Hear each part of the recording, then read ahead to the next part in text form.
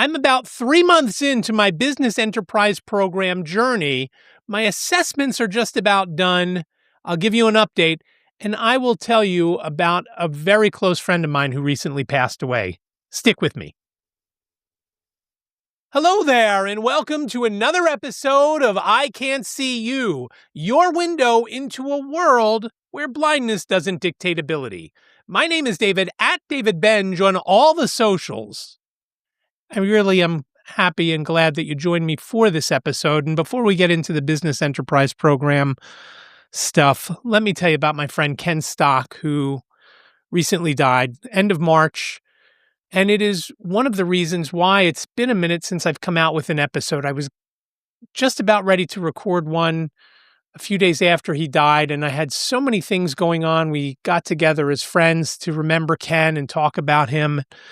And then we got together, my friend Jim and I, to come together with a eulogy for his funeral.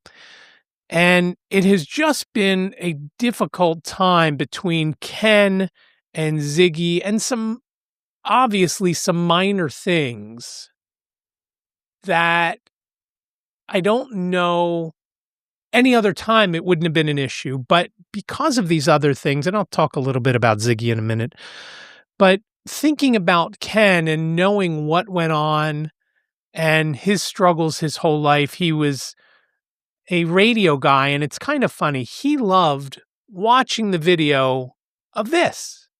And I said, I'm almost 300 episodes in. Why don't you just listen? You're a radio guy.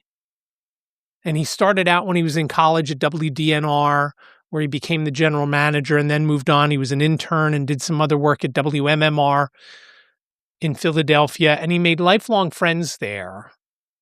And it was very cool that he did that because obviously we kind of rode those coattails to getting backstage passes, meeting bands, and all sorts of stuff like that. So it was, again, the first of our close friend group that has died. And that is something that, along with struggling with Ziggy's issues and, like I said, some other things, it's just, I think about him now, it's almost about 3.5 weeks ago now, as I record this, to the time he died. And it is just every day I think about him. Every day on Facebook when I go on, there's something there about something he and I did together. And back in the day, he lived with us before I had moved out of my parents' house. I guess it was over the summer, his parents had moved to Florida and he was still working in the Philadelphia area, and he ended up staying with us. He stayed a couple of years. I don't remember how long, 2 or 3 years he lived with us. And it was great to have somebody at the house to help out. He loved to cook. So when my folks were away, he always cooked. It was great. And so to think about that and all the other things that are going on, it's just something that it shouldn't have happened. His death should not have happened. And that's I think the thing that we're all kind of angry about. I know at the funeral, I was sad, and then I started thinking about it, and I thought we shouldn't be here. This shouldn't have happened. But it did. And it's sad. It's just something that we will, think about for a long time. I know my friend Jim and I rode out to the funeral. Jim drove me, and we talked about it, and it was just, he said he didn't want to get up that day, and I get it. It's just one of those things that he's not going to be there anymore for us, and that was a struggle, I think. And then on top with Ziggy with the lymphoma, and we went to a treatment today, and he couldn't have the treatment today because his white blood count was too low and his platelet count was too low, so we have to go back on Monday. And it kind of throws our schedule off. He was going every Wednesday. So if he can have it on Monday, then we'll wait until the following Wednesday to do more treatment. And we, again, as I said in the last episode when I talked about it, we know what's coming. And Jane asked me tonight, how long do you think he has? I said, well, the initial prognosis was 12 to 16 months, and that was in January. And there's been hiccups like this where he's had to skip it or miss a treatment for a week or two. And I'm no doctor. And unlike Ken, I didn't play one on TV because he did a lot of background acting. He played a cop, he played a doctor. He did all sorts of cool things. Jurassic World, Planet of the Apes, NCIS New Orleans, American Horror Story, American Horror Show, whatever that show was called. A whole bunch of different things shot down in New Orleans where he lived. And so I said to her, I said, I don't know how that will affect it, but if you're in that 12 to 16 month range and then you have these hiccups, I would imagine that's going to shorten it. And I, from the beginning, believed we'd be happy to get a good year out of it. And we can see some things where he's not being his golden menace self, where he's walking slowly. And so we'll see how it goes with that. But that on top of, like I said, some other things, Liz said to me on Easter, she said, I think I'm going to have a nervous breakdown. I said, why? I said, what now? And our refrigerator had gone bad. And our refrigerator is only 4.5 years old. So here's a tip. Don't buy Samsung. And it's when we bought that fridge, we thought, okay, this is the last fridge we're going to buy for here. We weren't planning to stay here for a super long time, but we expected it to last for a while. So now I cringe with some of the other items that we've purchased. We've replaced every appliance in the kitchen once, and now the fridge twice. We have a new one coming next week. And, we bought, and we have brand new dryers about 10 feet behind me on the other side of that wall, washer and dryer, that is LG. And the repair guy that came out to look at the fridge said, I would stay away from Samsung and LG. Parts are expensive. And the problem is when you fix something, and Samsung may have replaced the compressor because it was still under warranty, but they would have charged us for that. And that's no guarantee that nothing else would go wrong because we've already replaced the ice maker once, and about 8 months later, it went bad again. So what are the odds that something else would go wrong? We're starting fresh. I bought the extended warranty. It was the easiest. It was the easiest sale that guy had, Luke, at National Appliance Warehouse had, because of what we've gone through with this fridge. $250. That is less than what we paid for the ice maker. We paid about $500 all told with the ice maker between the service call and then purchasing the ice maker and then the other service call to put the ice maker in. So again, about $500. So $250 to cover it for 6 years. If anything goes wrong, it's a no-brainer for me. So just again, nothing towards the scope of Ken's death or Ziggy's illness, but it's just the poke in the eye after the other things that have happened. We threw out hundreds, probably $500 or $600 worth of stuff from the fridge because it all went bad. So just all sorts of costs with that. And again, just frustrating over Easter to deal with that. And to be now for 2 weeks, going on 2 weeks without a big fridge. We have a smaller fridge in our basement here, just behind me on the other side of the wall to my left. And we have a dorm fridge in our kitchen right now where we have the important stuff like berries and tomatoes and things that Ziggy eats like that. So we're looking forward to the new fridge next week, but all of it together, it's just one thing after another. And that's, I think, where Liz's issue was. And it is, it's just one thing after another. The main thing I wanted to talk about, and it kind of plays into this, is the Business Enterprise Program. And I've talked about it before, but just as a refresher, the Business Enterprise Program came about in 1936 with the Randolph-Shepard Act, and that allows blind vendors to operate in federal buildings, IRS, Social Security, and so forth. Now, each state has what they call a mini Randolph Shepherd. In Pennsylvania, it's available in some state buildings and things like that. In some states, in Ohio, for example, it's uh, it's available for business owners to have vending units on state schools. Ohio State, I just can't imagine having having vending machines around a big campus like that. So it's a little bit different in each state. There's the primary is the federal and state office buildings, but again, in each state, there's a little more, a little less. One of the things that is available are vending units in the rest stops along the interstate highways. And I am more interested in the vending, not necessarily on the interstates, but for example, in the giant postal facilities that are hundreds of thousands of square feet. They may have 30 or 40 vending machines in that facility, and they're in little groups, 4 here, 5 there, 8 there, so forth like that.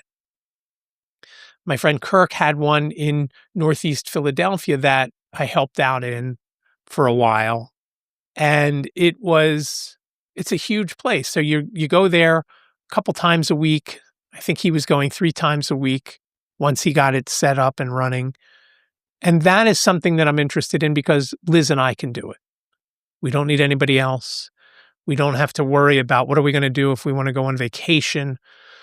The machines now are set where you can find out exactly what you need in them, what's sold, how much, and if there's any issues with the machines and so forth.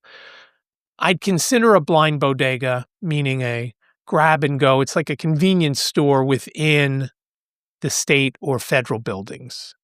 And I would consider that because, as I've mentioned a million times, Liz loves baking. And if she were to do that with me and bake fresh stuff 5 days a week in these buildings, they would be big money makers and be very, very popular. And again, the problem is, how do we go away for a week of vacation if we need to do that? So this is all things that down the road will hopefully be answered once I get through the assessment period. And that's what I've been doing since the end of December. I had the first call in between Christmas and New Year's Day. So since the end of 2025, things have started with this. And it starts with these various assessments. There are 4 different main assessments. One is computer skills. I kind of think I have the computer skills, but I don't know. So I had to go get that taken care of. I went to CBVI in Chester, where ironically, I got some computer training a few times. So I'm familiar with them. They're familiar with me. We were able to do the assessment on a Mac because that's what I use primarily. And I use VoiceOver, not all the time, but I can switch between VoiceOver and Zoom on the screen. That went well. And again, no issues. Another one of the assessments is orientation and mobility. What is that, you're asking? And orientation and mobility is, how do I get around? I'm blind. I use a cane. I use the white cane, and that helps me get from point A to point B to point C and so forth. How do I do it? Do I do it correctly?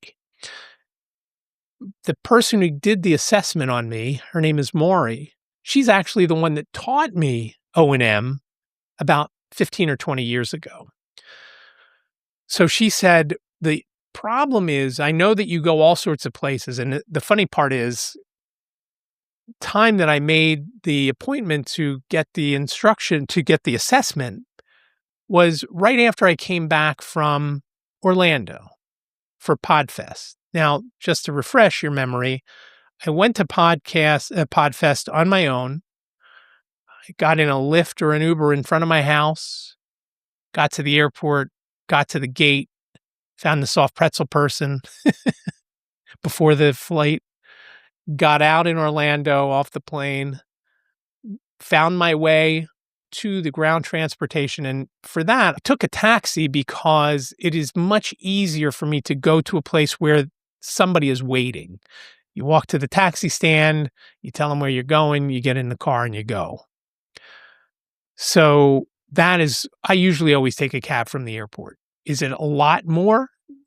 Sometimes it could be, but it's more usually. Not a ton, but sometimes it is. But again, it's just a convenience thing for me to know I could walk out. I follow the signs using the Ray-Ban Metas, and these, I'm pointing to my sunglasses. These are not Ray-Ban Metas that I have on. These are just cheapo Amazon $10 glasses. I'll have a link in the description if you're interested. But I use the Ray-Ban Metas because I know that there are signs that I say, hey, Meta, what's in front of me? It tells me ground transportation. And if it doesn't tell me which way the arrow is pointing, I'll ask it, which way is the arrow pointing? And then I'll get to the door. Again, no problem getting to do all this and then getting to the hotel, then getting to the desk at check-in, and then finding my room. Again, I can do that all, but they need to know that I can do that on my own. And so Mari has to assess me. So we set up a time. I met her at the Cinnabon in the Fashion District, which is a mall in Philadelphia, just outside Jefferson Station. You come up from the platform, you go through the turnstile, and boom, the mall is right there. So I found the Cinnabon, and I was early. So instead of just going and sitting around, I went and I got Starbucks, had Starbucks, walked around the mall, then went back to Cinnabon to meet Mari. She said, even though you are great at finding your way to wherever you need to go, sometimes they need to see you do it the correct way. You know how there's athletes that do things a different way, but still get great results. It doesn't matter with your cane training if you do it a different way, as long as you don't get hit by a car, fall off a curb, fall down the stairs, whatever. And none of those things, and I hesitate to say this, none of those things have happened to me. But maybe I don't do it exactly the way you're supposed to. For example, I keep my arm by my side with the cane in it, sweeping back and forth, where you should have your arm extended a little bit from directly your midsection.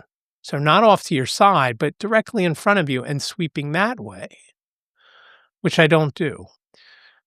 We went over guided help, so I'm refamiliarized with that because, again, Liz and I have a different way of doing it. And it works for me and Liz, or for me, and we've just gotten to that.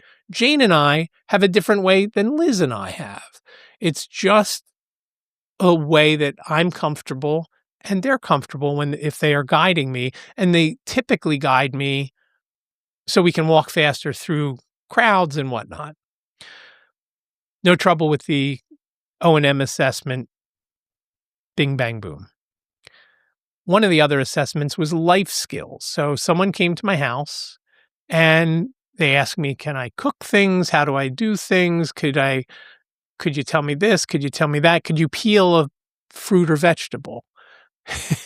Here's a lemon. Why don't you peel that? I said, no, I don't want to waste a lemon. I'm going to squeeze that and get the juice out of it. If I peel it, it'll be hard to squeeze.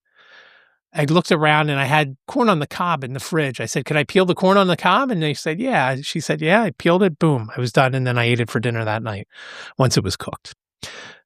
She asked how often I cook things. How do I boil water? Can I put a pot on the burner for however long? And I just used the kettle, filled the kettle up and put that on the burner. And I'm not going to lie, the new stove that we have of the new items in our kitchen is an aluminum stainless color, even on top.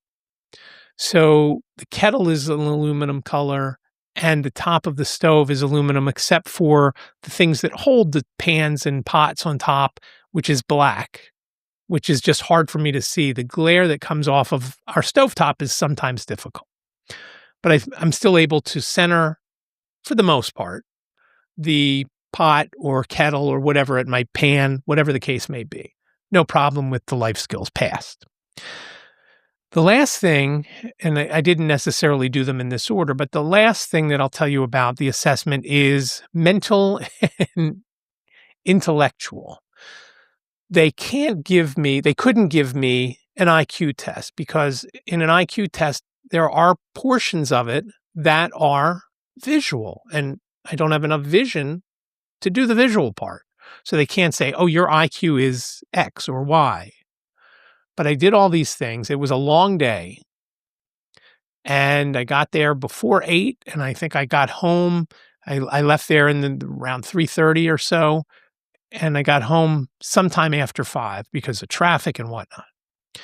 But they go over everything, asking me all sorts of questions about my mental health, all sorts of intelligence questions, history of any kind of issues. I told them about my arthritis, and I'll come back to that in a second. And then they did a memory test, and it was funny. The memory test, I actually did very, very well, 98% on the memory, which didn't surprise me, but I was surprised it was that high. So I was happy with the way that went down. And so they do this test, and then 2 or 3 weeks later, we got together on the call, both the doctor, Dr. Macy, along with my Bureau of Blindness and Visual Services counselor, and some of the other folks that helped with the test. We got on a call and we went over the results. And of course, the results were, for the most part, good. And they come up with some things that I would be good at. Well, it would surprise no one to know that I would be great at creating content. That was the number one answer, which I think is funny. But I don't know why I think that's funny, because that's what I love doing. Every time I do a podcast episode, whether it's I Can't See You, White Canes Connect, or when I do Federation Focus for the NFBA on YouTube, I love doing that. I love doing it. I love editing it. I love producing it. I love everything about it. And as I told my friend Jim when we were doing Ken's eulogy, if I could do that and get paid enough to cover our health insurance, that would be great. I wouldn't think about anything else. So all that went well. I had an issue with my fingerprints. I have to get fingerprinted. And James, who helped me out, because of my hand issues, he was pushing down on my fingers and helping me roll them so that the fingerprints came out.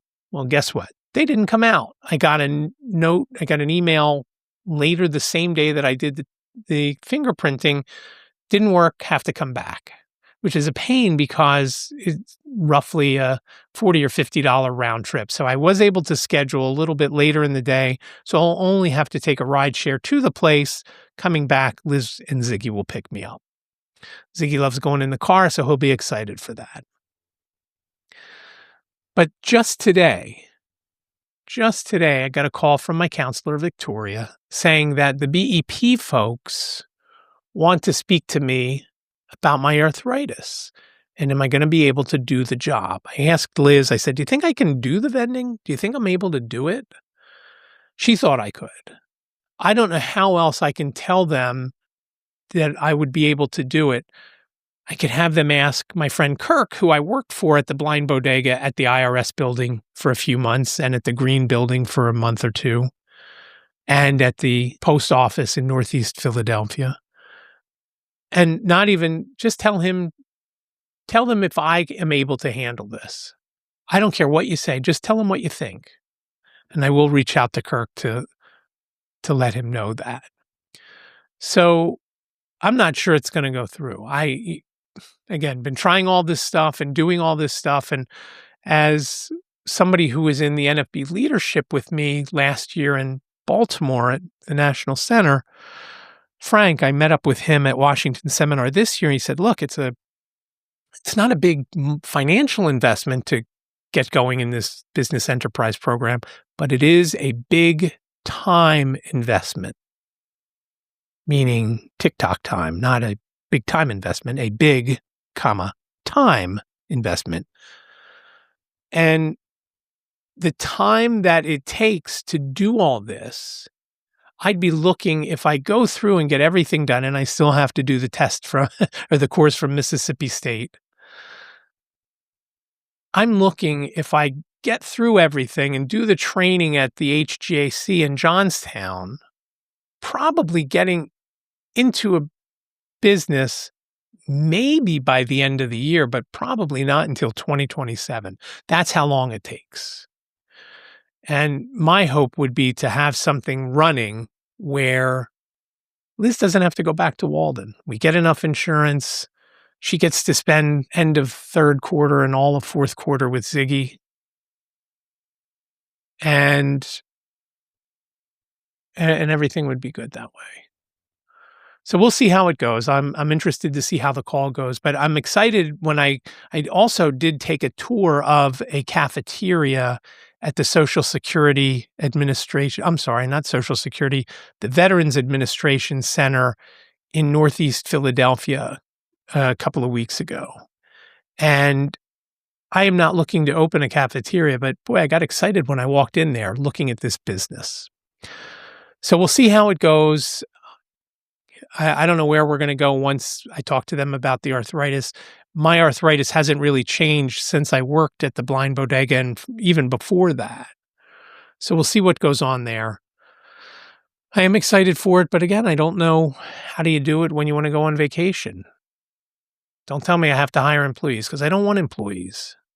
I've been there, done that. They steal, they cheat. I'm sorry if you're an employee. I'm not saying specifically you steal and cheat, but a lot of the ones that I had at Salon Supplies and Interiors and some of the ones that I had at the West Coast Video, they did that. Or just wasted materials or just didn't show up for work. You know what happens when somebody doesn't show up for work?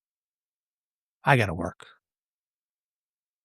And you can't go on a vacation wondering if somebody's going to show up or not show up.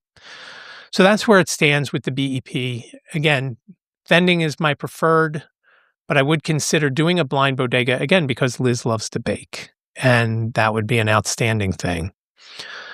And the two of us could do that. So we'll see where we go. That is all I have for this episode of I Can't See You. We're still approaching episode 300. This is episode 297. Read more about it over on the website, ican'tseeyou.com/297. ican'tseeyou.com/297, numerically speaking. And remember, I can't see you sounds like a sentence, but it's only 7 characters long. I, capital C, A-N-T, capital C, capital U.com/297. Please reach out if you've got questions, comments, show ideas, whatever you've got. I'd love to hear from you. 646-926-6350. You've got up to 3 minutes. Please leave your name and town if you do leave a voicemail, and it will get back to you. And if appropriate, I will play it on an upcoming episode. Again, 646-926-6350. You can also reach out via email, ican'tseeyouPodcast@gmail.com, ican'tseeyouPodcast@gmail.com. And of course, there's always the socials at David Benj, DavidBenj, Facebook, LinkedIn, Instagram, X, Threads. Trying to think of where else. Blue Sky. There's more, I'm sure. Also, over on Pinterest, I Can't See You Podcast, and TikTok. I haven't done too much there. But I do appreciate you joining me for this episode. It's episode 297 of I Can't See You. Thank you so much for joining me. Be well, stay safe, and I will talk to you in the next episode. Take care.